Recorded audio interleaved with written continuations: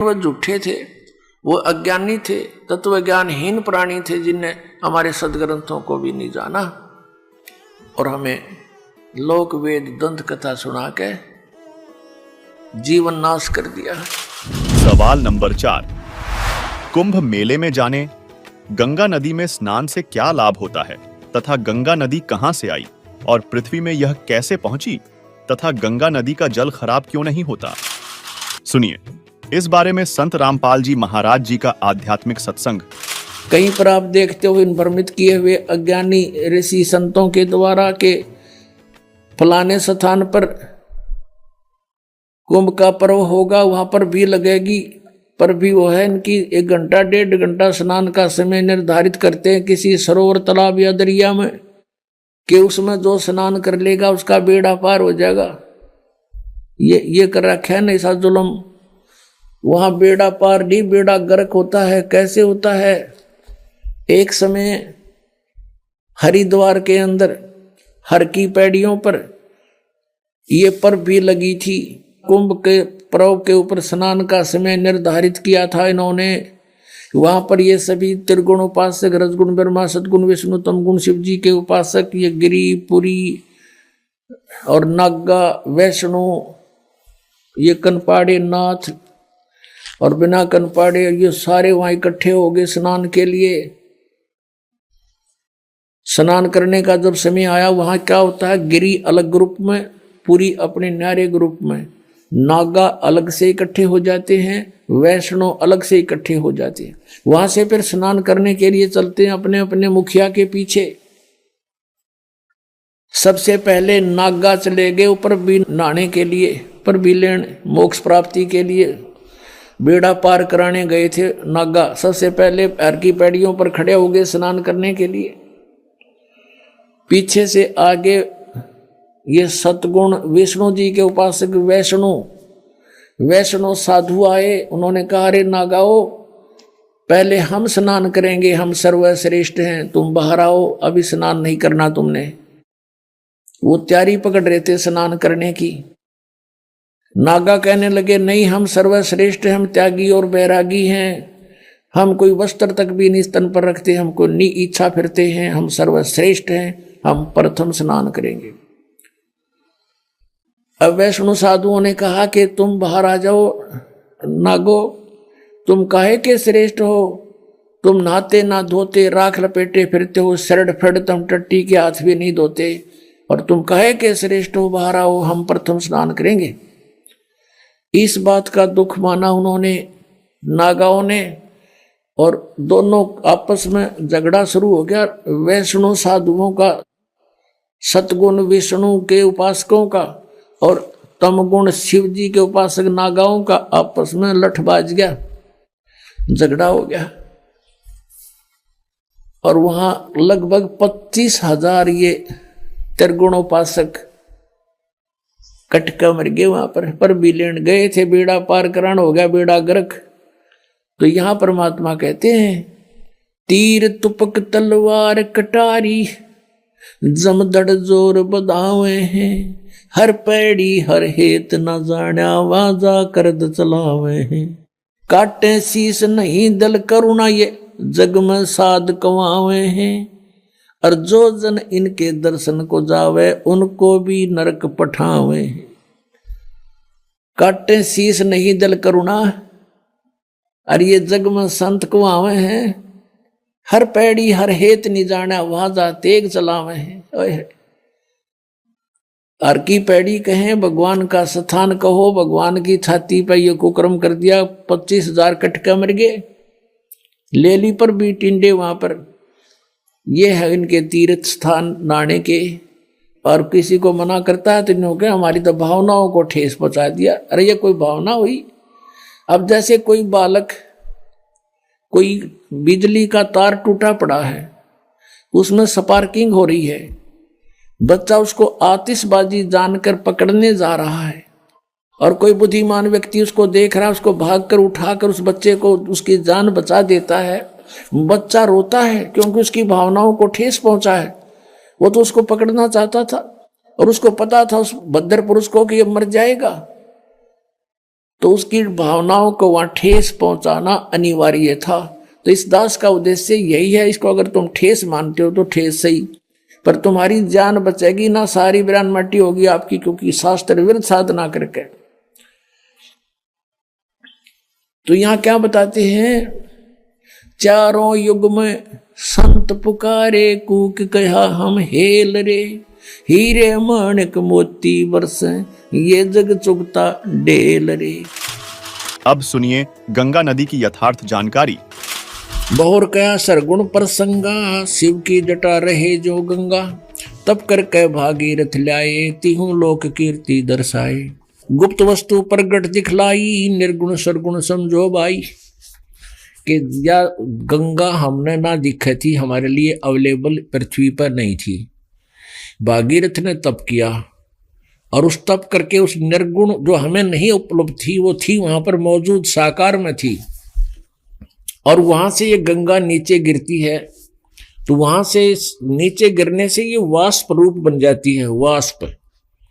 और फिर यहाँ इस पे हिमालय के ऊपर आकर के ये बर्फ रूप धारण कर लेती है, और फिर वहां से जल बनकर ऐसे निकले। तो बीच से ये आती नजर नहीं आती आम व्यक्ति को, ये दिव्य दृष्टि से देखी जाती है। और ये गंगा सतलोक से आई है, काल के लोक का ये अमृत नहीं है। पुण्यात्माओं, अब ये बातें याद रखने की हैं कि ये तत्व ज्ञान है, इसमें सब निर्णय होगा। जो अभी तक हम खिचड़ी ज्ञान बनाए बैठे थे, किसी का सिर पैर हमारे पास नहीं था, अब ये सारा सुलझ जाएगा। कहते 9 मन सूत उलझिया, ऋषि रहे जख मारे, सतगुरु ऐसा सुलझा दे, भाई उलझे न दूजी बारे। इन काल ने और काल के दूतों ने, इन झूठे गुरु ऋषि में ऋषियों ने आध्यात्मिक ज्ञान को ऐसा उलझा दिया जैसे 9 मन यानी 360 किलो सूत, ये धागे होते थे पहले, कच्चा सूत काटते थे, वो 1 किलो उलझा हुआ ना सुलझा सारा दिन में। जब न खींचे तो टूट जा तो गांठ पड़ा तो फिर वो कपड़ा नहीं बन सकता, वो व्यर्थ होया। उसको बड़े प्यार से सुलझाना पड़ता था। तो 1 किलो उलझे हुए सूत ने सुलझाना सारा दिन लाग जाता था जुलाहे का। परमात्मा कहते हैं, ये कबीर परमेश्वर जी कहते हैं कि तुम ये इन अज्ञानियों ने ये आध्यात्मिक ज्ञान रूपी सूत 9 मन उलझा दिया। और कहते सतगुरु ऐसा 9 मन सूत उलझाइया, और ऋषि रहे झकमार, और सतगुरु ऐसा सुलझा दे, उलझे ना दूजी बार। तब ये ऐसा सुलझ जाएगा कबीर परमेश्वर जी की कृपा से, गुरु जी की दया से, इस दास पर रजा करी भगवान ने, तो ये ऐसा सुलझ जाएगा आध्यात्मिक ज्ञान, फिर नहीं उलझ जाएगा इस कलयुग में। जो भक्ति करो चाहे ना करो, कोई ज्ञान में कमी नहीं रहेगी। तो एक सैंपल है ये गंगा उस सतलोक से आई हुई। इसके गंगा के जल को कितने दिन रख दो खराब नहीं होता, क्यों ये कहां से आएगी? इस पृथ्वी पर ही चल रहा है, तो ये कहां से आई? हमारी बुद्धि यहां तक थी, शिव जी की जटा में निकली, फू दिखा रखी नो एक औरत, अरे फूटे बाग मारे। भगवान शिव जी का एक डैम है, और वो सतलोक से जब आई तो 6 महीना में वह भरी थी। वो भर के फिर ओवरफ्लो होना शुरू हो गया। उसी में भागीरथ तप कर रहा था पहले से ही। तो जब ये ऊपर तक पड़न लगी फालतू होगा, जब भगवान शिव ने कह दी तथास्तु, ले भाई गंगा आ जाएगी। तो ये तो चलती का टोर मारनी है, चलती का टोर मारने वाले। तो ये सतलोक से आई थी शिव के, फिर शिव के धाम में, शिव के धाम को डैम भर गया 6 महीना, फिर आगे चल पड़ी। अब वो पीछे से चल ही रही है, और वो वहाँ से ओवरफ्लो भी हो ही रहा है। और यहाँ अब ये इस प्रकार ये गंगा आपको उपलब्ध है। लेकिन इस गंगा के पानी से मोक्ष नहीं है। तो ऐसे ऐसे अमृत पदार्थ हैं सतलोक के अंदर, ये सैंपल है वहाँ का। वहीं जो व्यक्ति गंगा नदी में नहाने से मोक्ष मानते हैं, तो उन्हें समझाते हुए कबीर परमेश्वर ने कहा है, कबीर तीर्थ कर कर जग मुआ, उड़े पानी नहाए, राम नाम ना जपा, काल घसीटे जाए।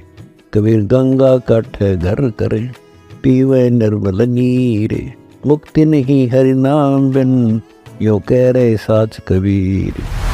अर्थात मोक्षदायिनी मानकर चाहे गंगा नदी के किनारे निवास करो, गंगा का निर्मल पानी पीते रहो, परंतु भक्ति के शास्त्र अनुकूल नाम बिना मोक्ष संभव नहीं है। कबीर परमेश्वर जी आगे बताते हैं कि भ्रमित ज्ञान के आधार से संसार के व्यक्ति तीर्थों पर जाते हैं, आजीवन यह साधना करते हैं। जब मृत्यु हो जाती है तो उनको राहत उस साधना से नहीं मिलती। काल के दूत उनको बलपूर्वक घसीट कर ले जाते हैं, दंडित करते हैं। सवाल नंबर 5, सर्वश्रेष्ठ तीर्थ कौन सा है जिसका विवरण अपने पवित्र सदग्रंथों में मिलता है? संक्षिप्त श्रीमद् देवी भागवत पुराण 6ठा स्कंध अध्याय 10 पृष्ठ 417 में व्यास जी जन्मेजय राजा को बताते हैं कि यह निश्चय है कि तीर्थ देह संबंधी मैल को साफ कर देते हैं, किंतु मन के मैल को धोने की शक्ति तीर्थों में नहीं है। चित्त शुद्ध तीर्थ गंगा आदि तीर्थों से भी अधिक पवित्र माना जाता है। यदि भाग्यवश चित्त शुद्ध तीर्थ सुलभ हो जाए, अर्थात तत्वदर्शी संतों का सत्संग रूपी तीर्थ प्राप्त हो जाए, तो मानसिक मैल के धुल जाने में कोई संदेह नहीं। परंतु राजन, इस चित्त शुद्ध तीर्थ को प्राप्त करने के लिए ज्ञानी पुरुषों अर्थात तत्वदर्शी संतों के सत्संग की विशेष आवश्यकता होती है। अकेले वेद, शास्त्र, व्रत, तप, यज्ञ और दान से चित्त शुद्ध होना बहुत कठिन है, क्योंकि वशिष्ठ जी ब्रह्मा जी के पुत्र थे। उन्होंने वेद और विद्या का सम्यक प्रकार से अध्ययन किया था, गंगा के तट पर निवास करते थे। तथापि द्वेष के कारण उनका विश्वामित्र के साथ वैमनस्य यानी वैर हो गया और दोनों ने परस्पर श्राप दे दिए तथा उनमें भयंकर युद्ध होने लगा। इससे सिद्ध हुआ कि संतों के सत्संग से चित्त शुद्ध कर लेना अति आवश्यक है, अन्यथा वेद ज्ञान, तप, व्रत, तीर्थ, दान तथा धर्म के जितने साधन हैं, वे सब के सब कोई विशेष प्रयोजन सिद्ध नहीं कर सकते। उपरोक्त श्री देवी पुराण के लेख से स्पष्ट है कि तत्वदर्शी संतों के सत्संग से श्रेष्ठ कोई भी तीर्थ नहीं है तथा तत्वदृष्टा संत के बताए मार्ग से साधना करने से कल्याण संभव है। तीर्थ, व्रत, तप, दान आदि व्यर्थ प्रयत्न है। तत्वदर्शी संत के अभाव के कारण केवल चारों वेदों में वर्णित भक्ति विधि से पूर्ण मोक्ष नहीं है। परमेश्वर कबीर जी ने कहा है, सतगुरु बिन वेद पढ़े जो प्राणी, समझे न सार रहे अज्ञानी। सतगुरु बिन काहू न पाया ज्ञाना, ज्यों थोथा भुष छेड़े मूढ़ किसाना। 68 तीर्थ भ्रम भ्रम आवे, सर्व फल सतगुरु चरणा पावे। कबीर तीर्थ करी करी जग मुआ, उड़े पानी नहाए। सतनाम जपा नहीं, काल घसीटें जाए। सूक्ष्म वेद यानी तत्वज्ञान में कहा गया है कि 68 तीर्थ भ्रम भ्रम आवे, सो फल सतगुरु चरणों पावे। गंगा यमुना बद्री समेते, जगन्नाथ धाम है जेते। भ्रमे फल प्राप्त होए न जेतो, गुरु सेवा में फल पावे तेतो। कोटिक तीर्थ सब कर आवे, गुरु चरणा फल तुरंत ही पावे। सतगुरु मिले तो अगम बतावे, जम की आंच ताही नहीं आवे। भक्ति मुक्ति का पंथ बतावे, बुरा होन को पंथ छुड़ावे। सतगुरु भक्ति मुक्ति के दानी, सतगुरु बिना न छूटे खानी। सतगुरु गुरु सुरतरु सुरधेनु समाना, पावे चरणन मुक्ति प्रवाणा। अर्थात पूर्ण परमात्मा द्वारा दिए तत्वज्ञान यानी सूक्ष्म वेद में कहा गया है कि तीर्थों और धामों पर जाने से कोई पुण्य लाभ नहीं।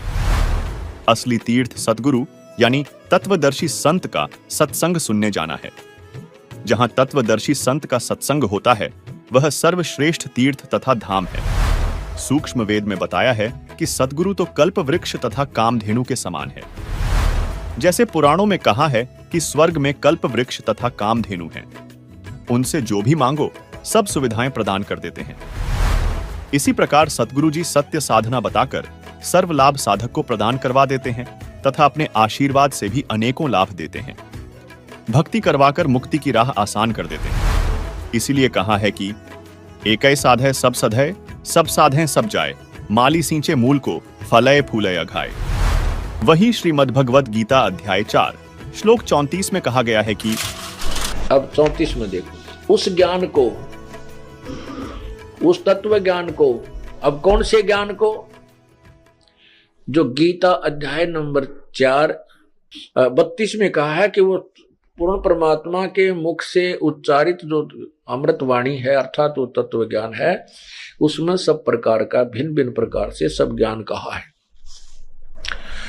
और फिर 33 में ये कहा कि उस द्रव्य ज्ञान से यानी देखम देखा बगैर ज्ञान के कित दान करते धर्मादि द्रव्य देते धन देने से ये ज्ञान यज्ञ श्रेष्ठ है। तो ज्ञान समझ।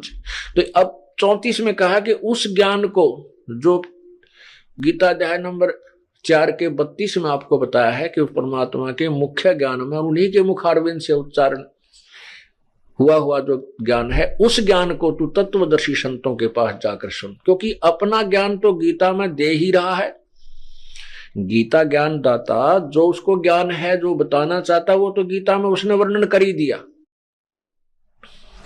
अब कहा कि उस तत्व ज्ञान को जिसमें संपूर्ण विस्तृत ज्ञान दिया हुआ है, उस तत्व ज्ञान को किसी तत्वदर्शी संतों के पास जा।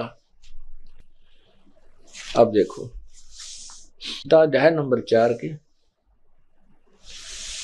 और ये 34 मंत्र में, तो उस ज्ञान को, कौन से ज्ञान को, जो गीता अध्याय नंबर 4 के और 32वां वर्णन है किया है, उस ज्ञान को तू तत्वदर्शी संतों के पास जाकर समझ। उस ज्ञान को तू तत्वदर्शी ज्ञानियों के पास जाकर समझ। उनको भली भांति दंडवत प्रणाम करने से, उनकी सेवा करने से और कपट छोड़कर सरलता पूर्वक प्रश्न करने से वे परमात्म तत्व को, तत्वदर्शिनी व तत्वदर्शी संत, ज्ञान को जानने वाले ज्ञानी महात्मा तुझे तत्व ज्ञान का उपदेश करेंगे। अब सुनिए तत्वदर्शी की पहचान गीता में क्या बताई गई है, जिसका सत्संग सब तीर्थों से सर्वश्रेष्ठ होता है। अपने आत्माओं यहाँ एक कंसेप्ट और क्लियर करेंगे। गीता ज्ञान दाता कहता है, अब उसकी पहचान भी बताता है कि वो तत्वदर्शी संत होगा कैसा। श्रीमद् भगवत गीता अध्याय नंबर 15 के श्लोक नंबर 1 में तत्वदर्शी संत की पहचान बताई है। क्या बताया है कि ये एक संसार रूपी उल्टा लटका हुआ वृक्ष समझो, पूरा विश्व सब ब्रह्मांडों समेत, और जिसकी ऊपर को जड़ है, नीचे को तीनों गुण रूपी शाखा है। श्रीमद् भगवत गीता अध्याय नंबर 15 के श्लोक नंबर 1 से लेकर 4 में ये स्पष्ट किया है। इस उल्टे लटके हुए संसार रूपी वृक्ष की जानकारी दी है। अब आपको ये उल्टा लटका हुआ संसार रूपी वृक्ष दिखाते हैं, फिर आसानी से जो दास सब सदग्रंथों से रूबरू करने जा रहा है आपको आसानी से समझ जाएंगे। देखिएगा, ये समझो एक संसार रूपी वृक्ष है पूरा।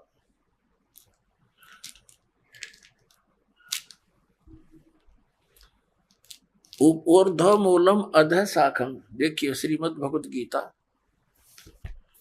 अध्याय नंबर 15 का ये पंचदशो अध्याय यानी 15वां अध्याय, 15वां अध्याय है। ये इसका प्रथम श्लोक है। इसमें कहा कि ऊर्ध्व मूलम अधः शाखम अश्वत्थम प्राहु अव्यम छंदासी यस्य पर्णानि ये तम वेद स वेदवित्। ऊर्ध्व मूलम इसका अर्थ है कि ऊपर को जड़ और नीचे को शाखा। अधः माने नीचे होता है, ये भ्रमित है, इन्होंने गलत कर दिया। अधः माने ब्रह्मा रूप मुख्य शाखा वाले, नहीं। ये दूसरा अध्याय में 15वें अध्याय के दूसरे श्लोक में 2 बार अधः है, अधः अधः। इसका अनुवाद इन्होंने इसके अगले पृष्ठ पे किया है। अधः माने नीचे, अधः माने नीचे, अधः माने नीचे, ऊर्ध्व माने ऊपर, अधः माने नीचे, अधः माने नीचे। तो हम यहाँ इसको शुद्ध कर लेंगे, इन्होंने गड़बड़ कर दी थोड़ी सी, ये बेईमानी करके जान के समझ में ना आई। अब हम फिर 15वें अध्याय के प्रथम मंत्र में फिर आगे हैं। ऊर्ध्व मूलम ऊपर को जड़ और अधः शाखम नीचे को शाखा वाला, अश्वत्थम प्राहु अव्यम ये संसार रूपी पीपल का अविनाशी वृक्ष कहा है। छंदासी यस्य पर्णानि इसके जो पत्ते आदि जो हैं इसके छंद हैं, विभाग हैं, पार्ट हैं। ये तम वेद उन सभी भागों को जो जानता है, तम उन उस अज्ञान अंधकार में छपे हुए उन सब विभागों को जानता है। स वेदविद, वह वेद के तात्पर्य को जानने वाला है, अर्थात वो तत्वदर्शी संत है। ये देखिएगा, आदि पुरुष परमेश्वर रूप मूल वाले, ये भाव कहने का ये है कि ऊपर को जो जड़ है ये वाली, ये ऊपर को जो जड़ है ये तो समझो ऊर्ध्व मूलम तो है आदि पुरुष परमेश्वर यानी परम अक्षर ब्रह्म, ये तो है वो सच्चिदानंद घर ब्रह्म समझो, ये जड़े तो। और ये तना अक्षर पुरुष, ये परम अक्षर पुरुष, ये तना अक्षर पुरुष। ये देखिएगा, ये पूर्ण ब्रह्म कहो, परमेश्वर कहो, परम अक्षर ब्रह्म कहो या सच्चिदानंद घन ब्रह्म कहो, ये जड़े हैं। जैसे ये जड़, ओनली जड़। और फिर इसके बाहर जो जमीन से बाहर दिखाई देता है इसको पेड़ बोलते हैं। गीता ज्ञान दाता ने केवल इतना ही कहा कि ऊर्ध्व मूलम, ऊपर को जड़ और नीचे को शाखा वाला, ये संसार रूपी पीपल का वृक्ष कहा है। और जो संत इसके सभी छंद यानी विभागों को जानता है, स वेदविद, वो तत्वदर्शी संत है। परमेश्वर कबीर जी ने 600 वर्ष पहले आकर कहा था, तत्वदर्शी संत की भूमिका बताई थी अपने सच्चिदानंद घन ब्रह्म की वाणी में, अपने मुख कमल से बोलकर। वो ऐसी ही लीला करता है, वेद भी प्रमाण देते। 600 वर्ष पहले लगभग परमात्मा ने बताया था कि अक्षर पुरुष एक पेड़ है जो जमीन से बाहर दिखाई देता, उसको वृक्ष बोलते। अक्षर पुरुष एक वृक्ष है और सरपुरुष वा की डार, जिसको निरंजन भी कहा है, ज्योति निरंजन। और तीनों देवा, रजगुण ब्रह्मा, सतगुण विष्णु, तम गुण शिव जी, तीनों देवा शाखा हैं और पात रूप संसार। अब गीता ज्ञानदाता कहता है कि जो इस संसार रूपी वृक्ष के, जो ऊपर को जड़ नीचे को शाखा वाला उल्टा लटका संसार रूपी वृक्ष है, जो इसके सभी छंद यानी सभी विभागों को बता देगा, वो तत्वदर्शी संत है, वो वेद के तात्पर्य को जानने वाला है।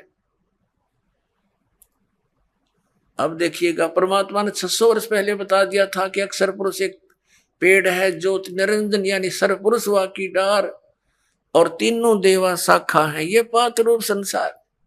अब देखो, परमात्मा ने बताया कबीर अक्षर पुरुष एक पेड़ है, निरंजन वा की डार, इसको सरपुरुष भी कहते हैं, ज्योति निरंजन को। और तीनों देवा, रजगुण ब्रह्मा, सतगुण विष्णु, तम गुण शिव जी रूपी शाखा है, ये पात रूप संसार।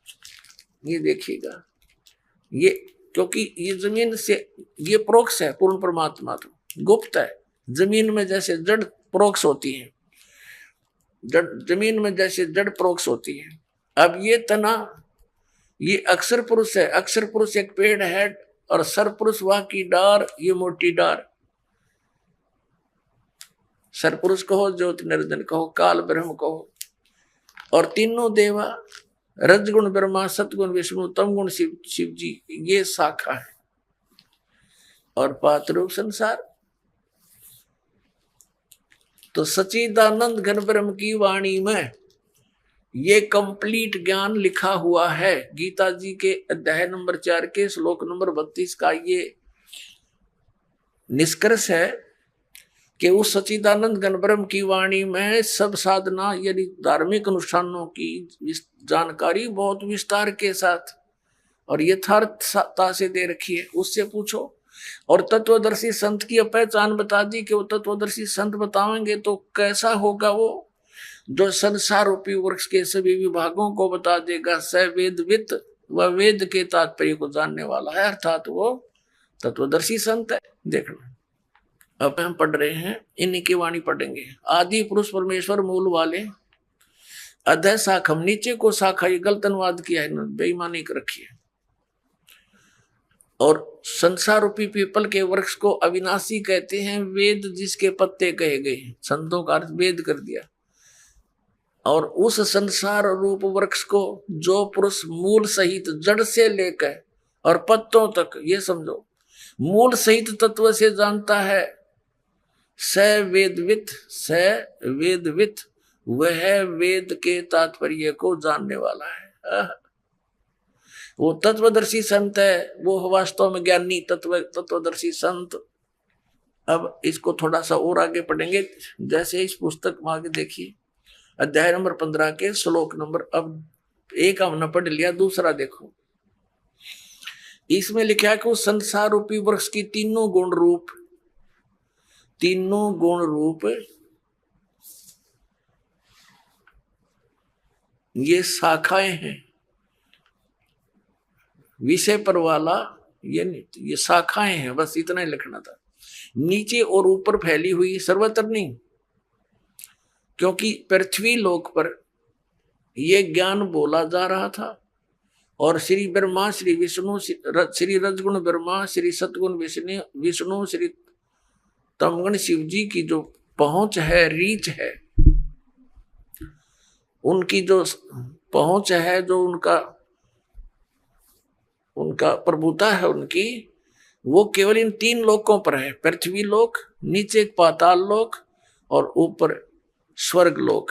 इन तीन लोकों पर इनकी प्रभुता है, यहाँ तक इनकी पहुंच है।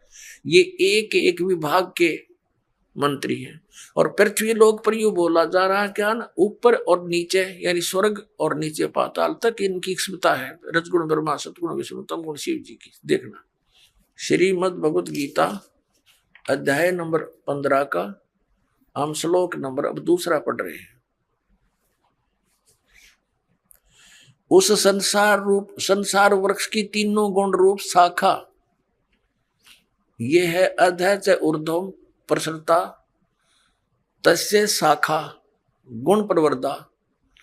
अब यहां तीनों गुण रूप जल से बड़ी हुई शाखाएं नहीं है, यह है विषय पर वाला शाखा, विषय विकारों की शाखाएं हैं, ऐसा समझो। इन्हें गलत कर रखा है। नीचे और ऊपर, सर्वत्र नहीं, नीचे और ऊपर फैली हुई है। और मनुष्य लोक में, यहाँ पृथ्वी लोक पर कर्मों के अनुसार बांधने वाली, यानी कर्मों के आधार पर ये हमें सुनियोजित रखने वाली भी मुख्य कारण है। मूलानी माने जड़ है, ये मुख्य कारण है। नीचे और ऊपर, सभी लोकों में नहीं, केवल नीचे ऊपर फैली हुई है। यहाँ एक शब्द है तीनों गुण रूप शाखा। अब रजगुण ब्रह्मा है, सतगुण विष्णु, तमगुण शिव जी, ये कंसेप्ट क्लियर करना पड़ेगा। एक तो बहुत ही सिंपल सा देखिए आप, रजगुण ब्रह्मा है, यही तीनों गुण है, यही तीन देवता, इन्हीं पुराणों में देखिएगा। ये गीता प्रेस गोरखपुर से प्रकाशित है, मार्कंडेय पुराण।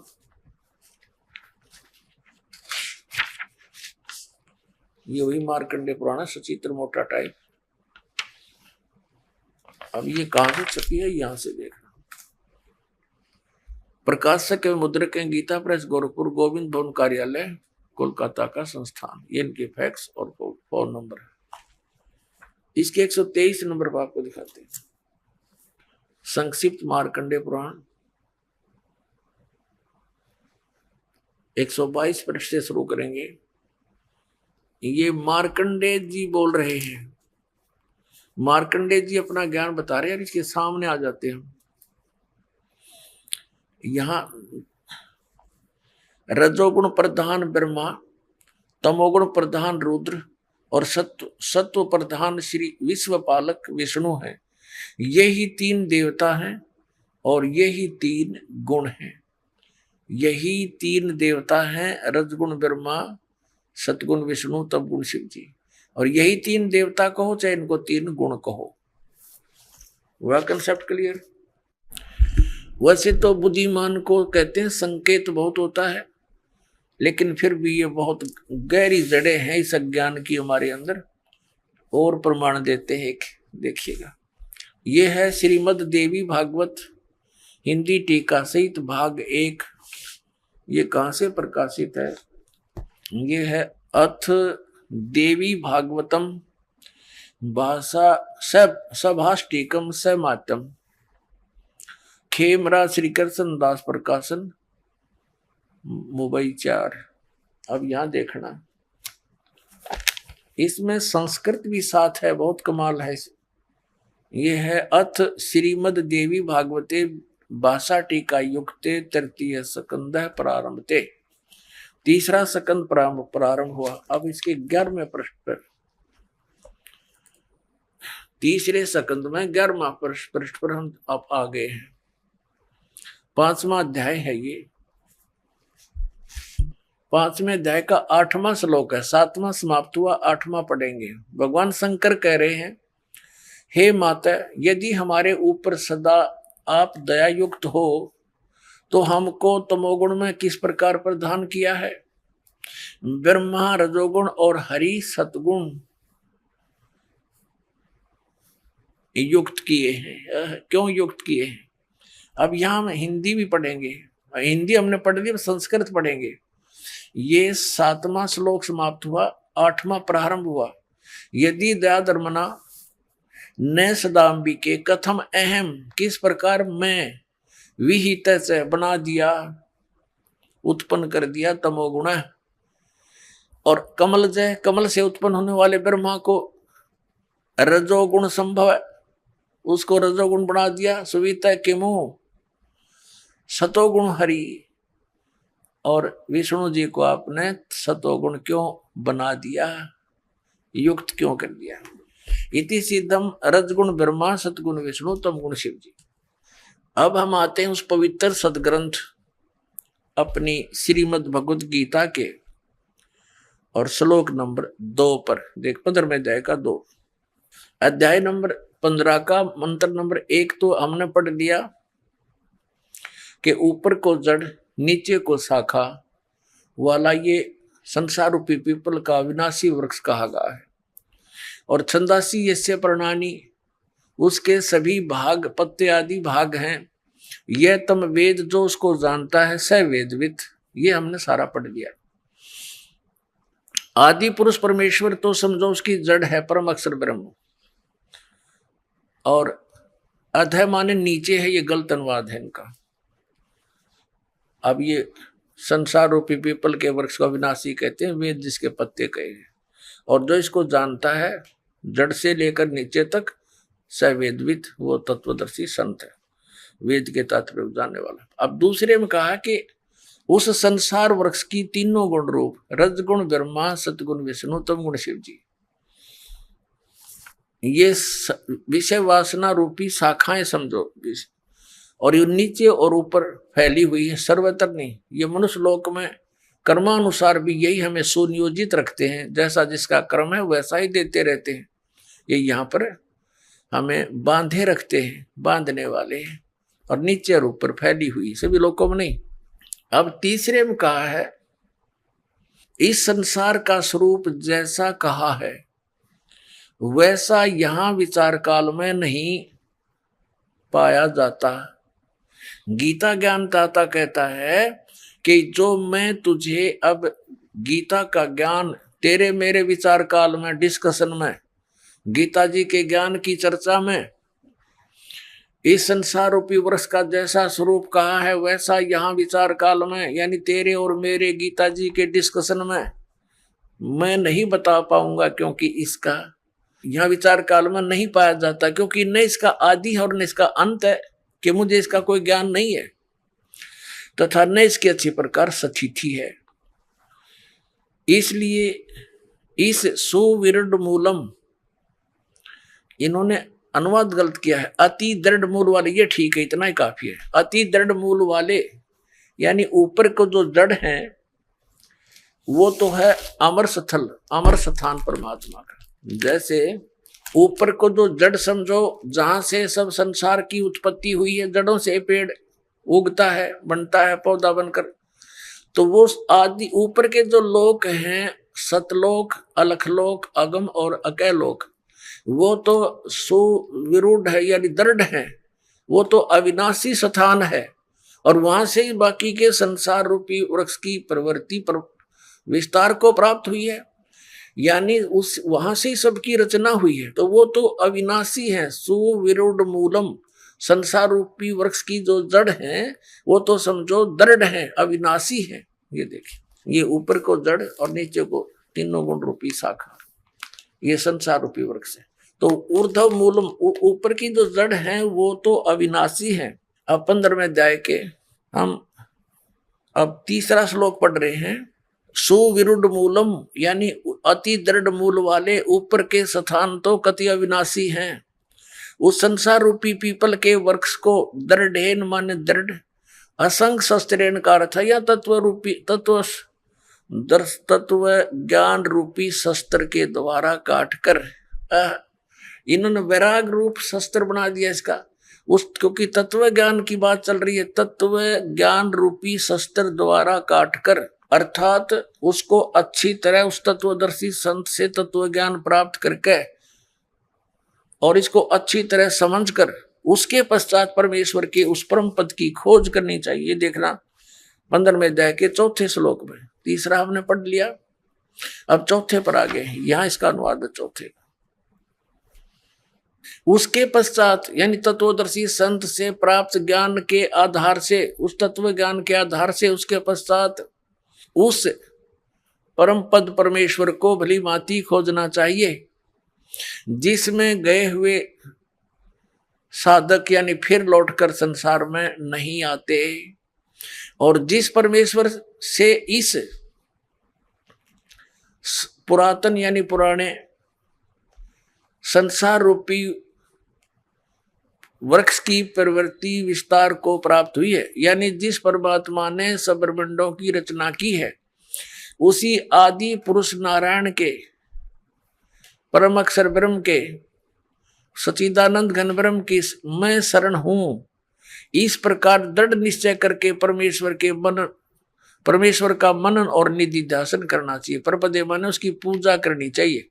अब श्रीमद् भगवत गीता जी अध्याय नंबर 15 के श्लोक नंबर 1 से 4 में ये स्पष्ट हो गया। एक तत्वदर्शी संत कौन होगा जो ये विभाग बता देगा संसार रूपी वृक्ष की कौन कौन से पार्ट हैं, और फिर बताया उसके पश्चात परमेश्वर के उस परम पद की खोज करनी चाहिए, जहां जाने के बाद साधक फिर लौटकर कभी संसार में नहीं आते।